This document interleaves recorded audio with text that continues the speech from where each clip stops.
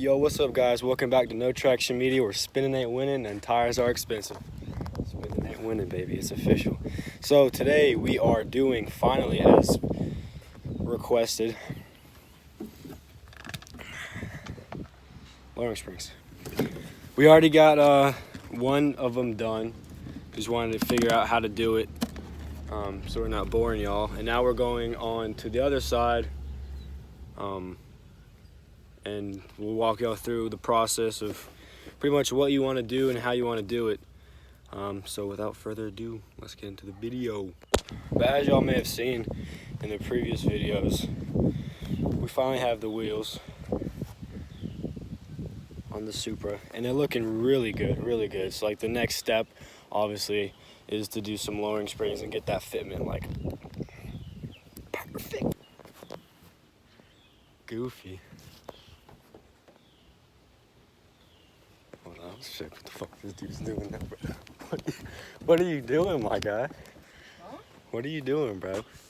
I got a heap of shit and I just like to walk over it sometimes. Wait, we're on YouTube. I can't say stuff like that. Who gives a fuck? I love my car, but I hate it because it's a 240 and it's a... Don't get a 240 ever in your life. Like, they are horrible Don't get cars. a 240 ever in your life. Don't Quotes get a by D. We'll put a little quote bar like intermission shit. Trust me, you don't want this car either. Yeah, you don't want to get a Prelude either. Otherwise, this one's slammed. Y'all seen it before if you pay attention to the videos. Alright, so first thing you want to do, obviously, is take the wheel off.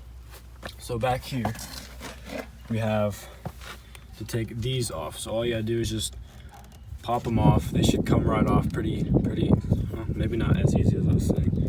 Just like finesse them. Because you don't want those to get destroyed. That'd be like number one step. So pop those off and then pop this little sensor off right here. And just tuck it away for now so you don't get it damaged or destroyed. And then down here, I'm pretty sure it's down here you're going to have 4 10mm bolts. You're just going to want to take those out and take this tray off. Alan in the building? Yup. Alright, so once you have this off, you have the under tray off. I'll just put it to the side for right now. You're going to want to take these bolts off right here. I believe they are also 10mm, so you'll 3 of those, take those out and put them to the side. Alright, so the next thing you want to do is you're going to want to get this 6-prong or 6-tooth, whatever you want to call it, and a 16-inch socket or a 16 socket, whatever, fits perfectly on that. And this other side, you'll see this bolt that attaches. You're going to want to have a 21 socket, then put over that side and just hold it while you loosen this one up and take it completely out. So let's get to it. You're going to want to pry this off from the rest. So,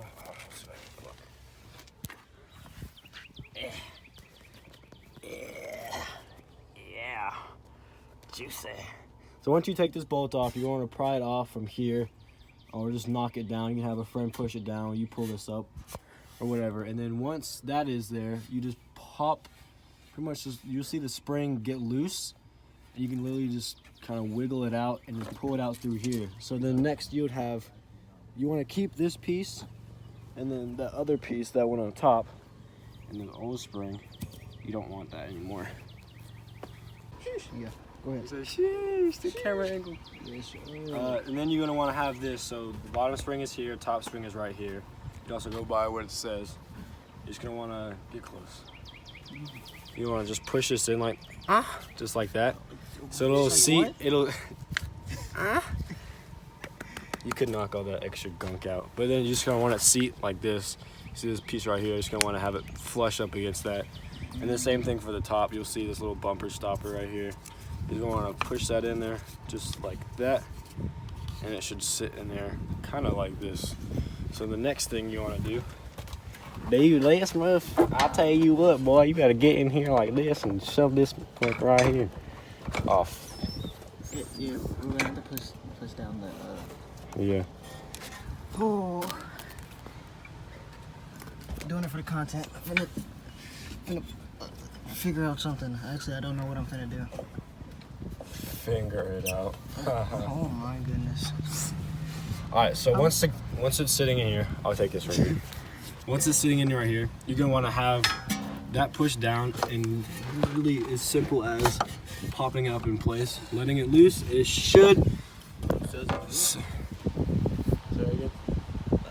Okay. And it should seat right in here. I don't know if you can see it right here. It should sit right there, and then that should be in the hole.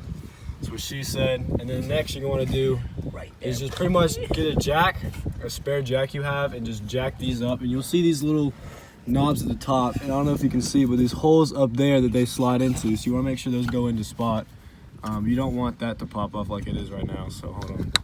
So you're also going to see this little rubber gasket, not gasket, little flange that's attached to the bottom piece that you just put on the spring.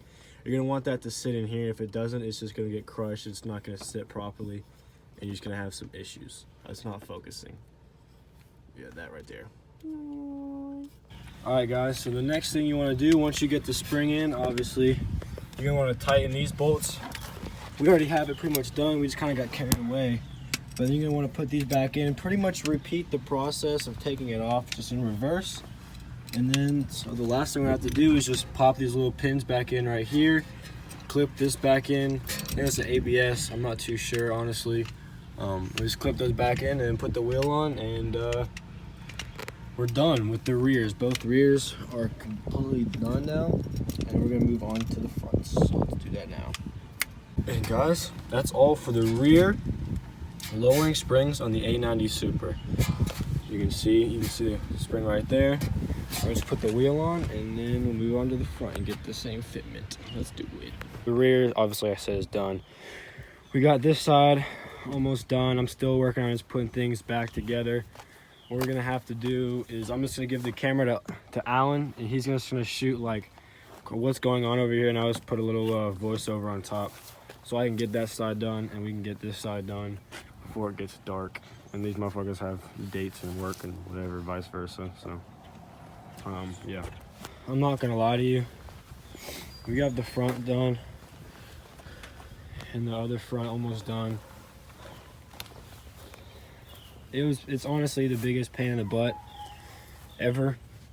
So what you have to do basically is I'll just walk you through it, because we kind of already got the spring in there, got carried away. I just want to get this done today.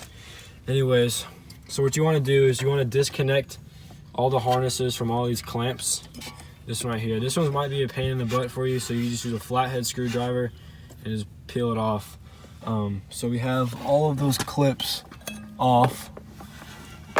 As you can see, this one's still connected because that's underneath, but you just unclip these, which go here and here. Just clip those out, like so. Do the tie rods, the tie rod end links, you want to unclip those, or not unclip, unbolt those, as well as this. I'm making a space to the name right now, but you want to unbolt that as well with the tie rod end link, and jack it up, because it's going to save you a lot of time and help you a lot, because it will bring the whole assembly up so you can pop those pieces out. And now we're at the point where we got the spring in, and we had to rent some spring compressors from AutoZone. What we did is we had Alan just stand right here, put some pressure on the caliper, and we pushed it down after removing all these 4 bolts right here for the strut tower, and it went down. And then what we did is we got it was a 19, or was it a 19 or was it 18 millimeter socket. Put it in there. The best thing you want to do is get a socket and an Allen wrench, or a 6 millimeter Allen wrench, going through the middle of the socket, but we didn't have that, so we just torqued it off, and it worked. Obviously after you compress the spring. And yeah, so you just pull that out right here. I'll put a little towel right here for the protection of the paint. Put it off, put the new spring on, and then now where we are right here. Does that make sense? Yeah, sure. I don't know. My phone's about to die, so I'm going to charge it real quick, and then I'll get back to y'all once we have everything back in, and we'll lower the car and see how it looks.